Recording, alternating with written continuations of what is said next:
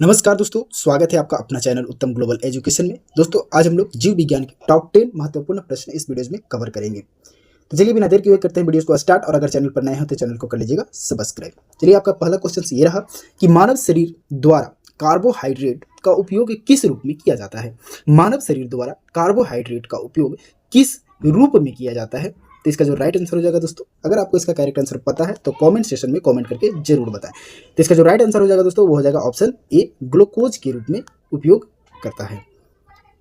देखो, कार्बोहाइड्रेट का उपयोग मानव शरीर मुख्य रूप से ग्लूकोज के रूप में करता है। ग्लूकोज एक साधारण शर्करा है जो रक्त प्रवाह में अवशोषित हो जाती है और कोशिकाओं द्वारा ऊर्जा के लिए उपयोग की जाती है। मानव शरीर जो है जटिल कार्बोहाइड्रेट को ग्लूकोज में तोड़ता है ताकि ऊर्जा की अस्थिर आपूर्ति प्रदान की जा सके। ग्लूकोज जो है मस्तिष्क हो गया, मांसपेशियों हो गया और अन्य ऊतकों को उचित ऊर्जा के लिए महत्वपूर्ण है। उचित ऊर्जा के लिए महत्वपूर्ण है। नेक्स्ट क्वेश्चन है हमारा कि पृथ्वी के वायुमंडल में मौजूद कुल ऑक्सीजन का अमेजन 1 में प्रकाश संश्लेषण के द्वारा अनुमानित उत्पादन है। तो इसका जो राइट आंसर हो जाएगा कितना है। तो इसका जो राइट आंसर जो हो जाएगा दोस्तों वो हो जाएगा ऑप्शन डी, 20%, 20%। आइए थोड़ा सा इसके बारे में फैक्ट्स जान लेते हैं कि अमेजन जो है वर्षा वन जो है दुनिया का सबसे बड़ा उष्णकटिबंधीय वर्षा वन है, जिसे अक्सर पृथ्वी के फेफड़े के रूप में जाना जाता है। पृथ्वी के फेफड़े के रूप में किसके जाना जाता है, तो अमेजन वर्षा वन का, जो दुनिया का सबसे बड़ा उष्णकटिबंधीय वर्षा वन है, क्योंकि इसमें ऑक्सीजन उत्पन्न करने की विशाल क्षमता है। दोस्तों ऑक्सीजन उत्पन्न करने की विशाल क्षमता है। यह कई दक्षिण अमेरिका देशों में फैला हुआ है, जिसमें अधिकांश भाग जो है ब्राजील में स्थित है। ब्राजील में जो इसका भाग है 60% भाग इसका ब्राजील में स्थित है। कई दक्षिण देशों में जो अधिकांश जो भाग इसका कहाँ है, ब्राजील में स्थित है। और यह महत्वपूर्ण वैश्विक पारिस्थितिकी संसाधन भी है। अमेजन जो है वर्षा वन लगभग 5.5 मिलियन वर्ग किलोमीटर में फैला हुआ है, जो इस ग्रह पर सबसे बड़ा वर्षा वन बनाता है। यह 9 देशों में फैला हुआ है, जैसे में Brazil, Peru, Colombia, Venezuela, Ecuador, Bolivia, Guyana, Suriname और फ्रेंच युगाना, जिसमें लगभग 60% भाग जो है ब्राजील में स्थित है। नेक्स्ट क्वेश्चन है हमारा कि निम्नलिखित में से कौन प्रदूषित जगह में नहीं उगता है। तो इसका जो राइट आंसर हो जाएगा दोस्तों वो हो जाएगा ऑप्शन सी, लाइकेन। आइए थोड़ा सा इसके बारे में जान लेते हैं। लाइकेन जो है वायु प्रदूषण के प्रति अत्यधिक संवेदनशील होते हैं, विशेष रूप से सल्फर डाइऑक्साइड और अन्य प्रदूषकों के प्रति।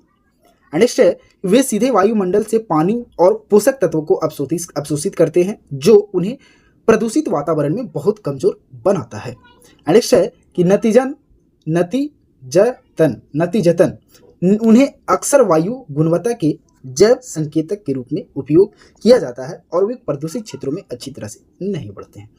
नेक्स्ट क्वेश्चन है हमारा कि प्लाज्मोडियम की प्रजाति जो घातक मलेरिया का कारण बनती है। इसका जो राइट आंसर हो जाएगा दोस्तों वो हो जाएगा ऑप्शन, क्वेश्चन नंबर 4 का जो राइट आंसर हो जाएगा वो होगा ऑप्शन बी, फॉल्सीफेरम। आइए थोड़ा सा इसके बारे में जान लेते हैं कि प्लाज्मोडियम की प्रजाति जो घातक मलेरिया का कारण बनती है वह प्लाज्मोडियम फॉल्सीफेरम है।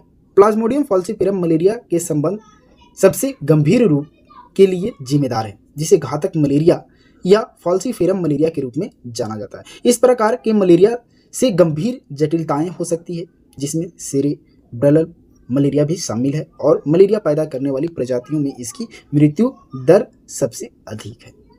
नेक्स्ट क्वेश्चन है हमारा कि निम्न रोगों में से कौन सा रोग जीवाणुवीय रोग नहीं है। जीवाणुवीय रोग नहीं है, तो इसका जो राइट आंसर हो जाएगा दोस्तों वो हो जाएगा option D, dengue. Dengue virus के कारण होता है। डेंगू जो है किसके कारण होता है, वायरस के कारण होता है, जो संक्रमित एडिस मच्छरों को काटने से फैलता है। यह एक वायरल बीमारी है, बैक्टीरियल बीमारी नहीं। डिप्थीरिया, प्लेग और निमोनिया बैक्टीरिया के कारण हो सकते हैं। डिप्थीरिया जो है कॉर्नी बैक्टीरियम के कारण से उत्पन्न होता है। प्लेग जो है एयरसिनिया पेस्टिस बैक्टीरिया के कारण से होता है।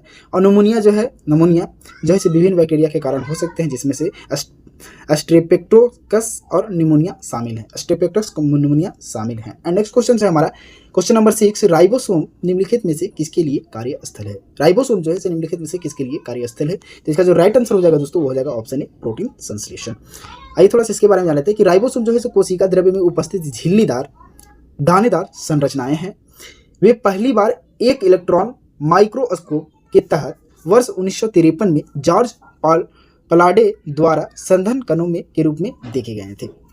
राइबोसोम प्रोटीन संश्लेषण के लिए कार्यस्थल है, इसलिए इन्हें कोशिका का प्रोटीन कारखाना भी कहा जाता है। राइबोसोम दो प्रकार के होते हैं, eukaryotic ribosome, prokaryotic ribosome.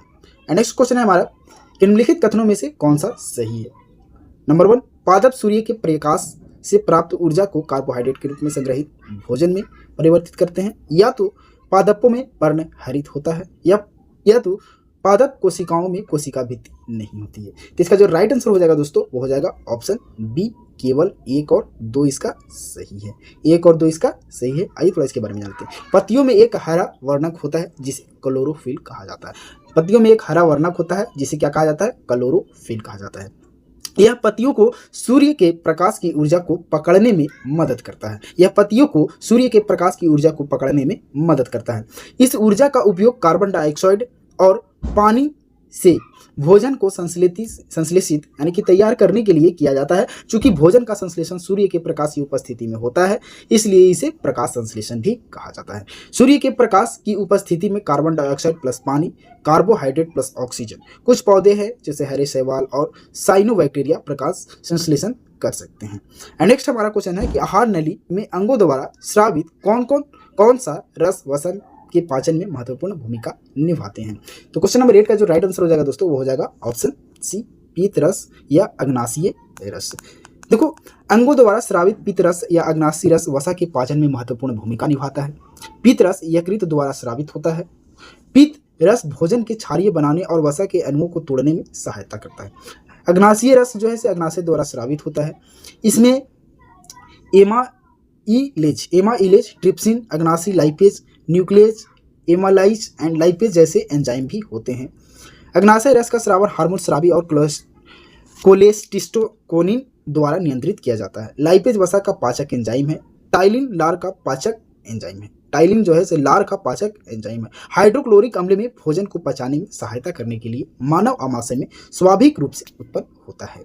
Next question है हमारा कि कौन सा जीव त्वचा से सांस लेता है? कि कौन सा जीव जो है त्वचा से सांस लेता है? तो इसका जो राइट आंसर हो जाएगा दोस्तों वो हो जाएगा ऑप्शन बी, केंचुआ। केंचुआ एक एनेलिडा जाति में पाया जाने वाला एक ट्यूब के आकार का कीड़ा है। वे आमतौर पर मिट्टी में रहता है और मृतक कार्बनिक पदार्थ खाते हैं। नेक्स्ट क्वेश्चन है हमारा कि निम्नलिखित में से किस जलीय जंतु में गलफड़े नहीं होते? दोस्तों, चैनल को सब्सक्राइब नहीं किए हैं तो चैनल को सब्सक्राइब जरूर कर लें और एक लाइक तो बनता है मेरे दोस्त। तो यहीं पे बोल रहा है कि निम्नलिखित में से किस जलीय जीव जंतु में गलफड़े नहीं होते हैं? तो इसका जो राइट आंसर हो जाएगा दोस्तों वो हो जाएगा ऑप्शन डी, हवेल में।